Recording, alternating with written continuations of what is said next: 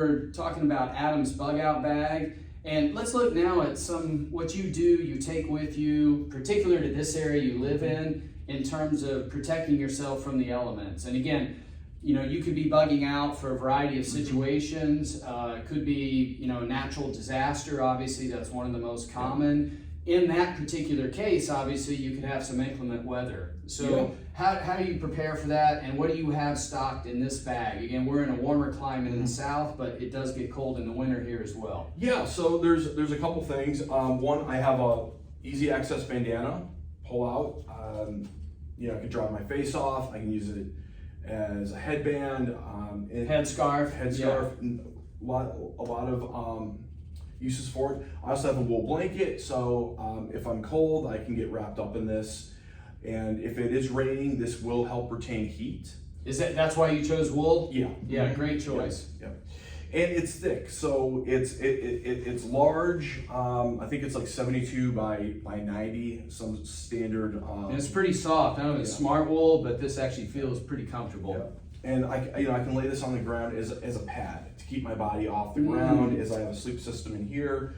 So my main piece of clothing to keep me warm and keep me dry is my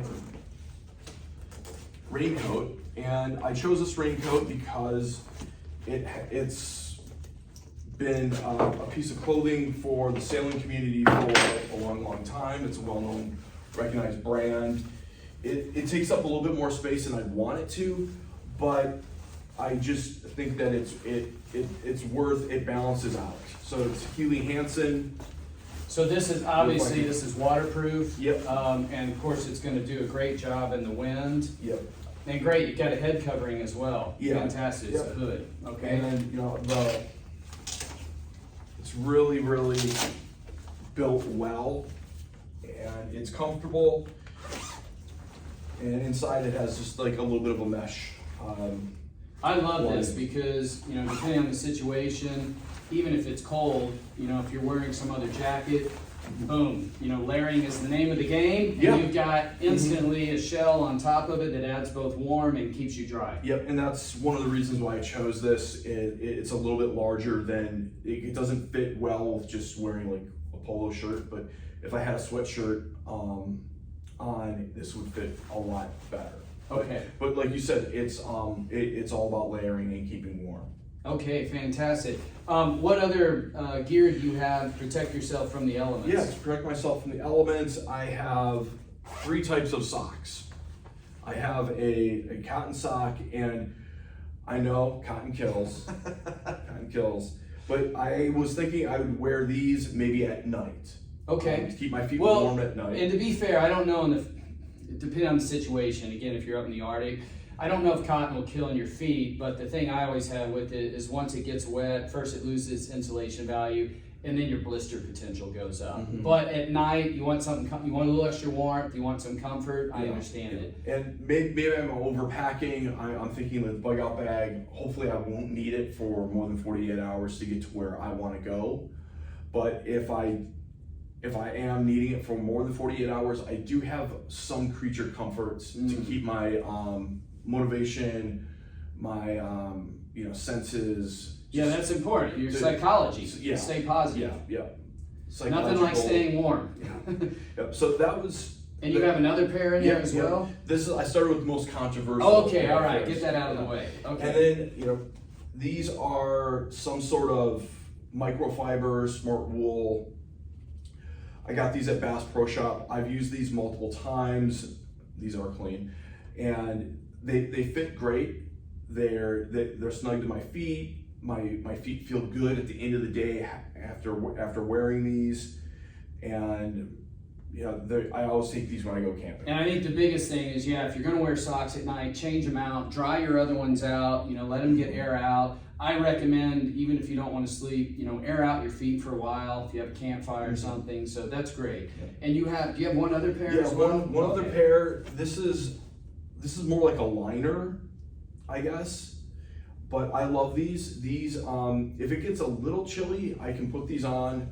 My feet will be warm. If it's a little chilly and I'm wearing these, I'll be. Those look really thin. Yep, those are super thin. Wow. And I can also wear these easily over those. So I love these things. So, and there's a couple of reasons. When I was a kid just growing up playing sports, one of my coaches taught me this. These are great blister prevention because if you wear them under your other socks, then what you don't want happening is your sock sticking to your insole and then your foot sliding against your sock. That's how you get blisters. And so these have a very low coefficient of friction. So they'll stay on your foot, and if your foot does move, you hope your outside sock, doesn't get stuck to the insole. But if it does, then these will slide against it, so it's not your skin. And they're very breathable. I call them old man socks. They're like the 1940s, 50s, socks that men wore to work. Usually, my dad had a bunch of them, and so they're easy to get and they're cheap. These are fantastic. Two more items. I have a basic wool hat here. And yeah, we're in Texas, but if there is a major snowstorm like we had 3 years ago, and I'm stuck on the side of the road, pairing this hat with this hood, I will be very comfortable. Well, even outside of winter, we still have about 7 months here, something like that of the year, where you can get some nasty cold fronts in, changes the weather immediately. Can drop 30, 40 degrees. So that's great to have that with you.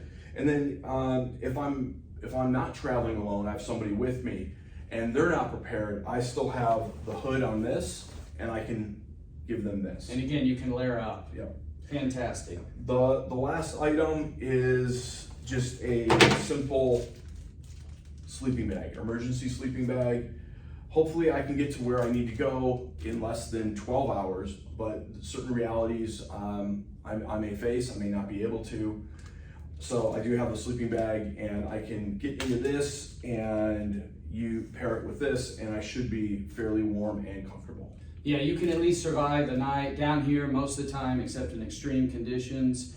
And there's some other things you can do. Let me just recommend maybe a couple things to think about. So one of the things I like to have is gaiters. And most people think of gaiters like in snow, right? But these are actually really light gaiters and they obviously go on the outside of your boots, but I like them because they keep debris, just little grit and sand, little pebbles out of your boots. And I found it's a great way to prevent blisters.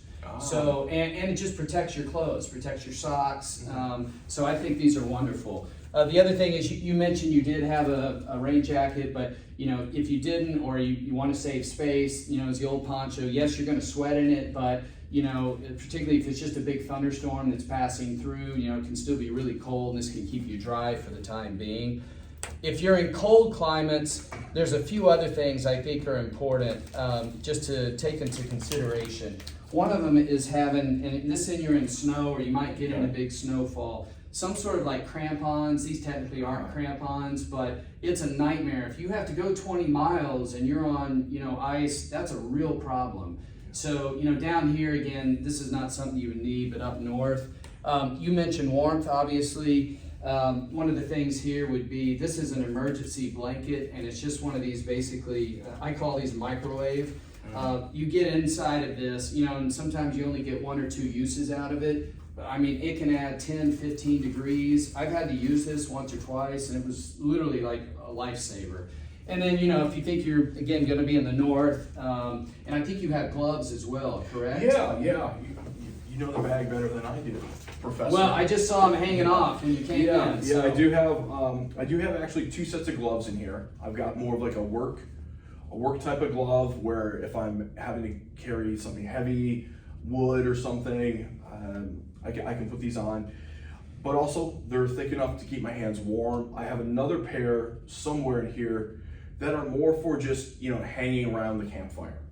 Okay, all right. Well, and that's great. And again, if you needed to supplement or in an emergency, let's say that you didn't have those gloves, you didn't expect it, you get a northern coming through, having these little hand warmers or foot warmers. In fact, you can even put a pair of socks on your hands, slip these inside or inside your boot at night. Again, it can make all the difference in the world, even if it's just your psychology. Yeah.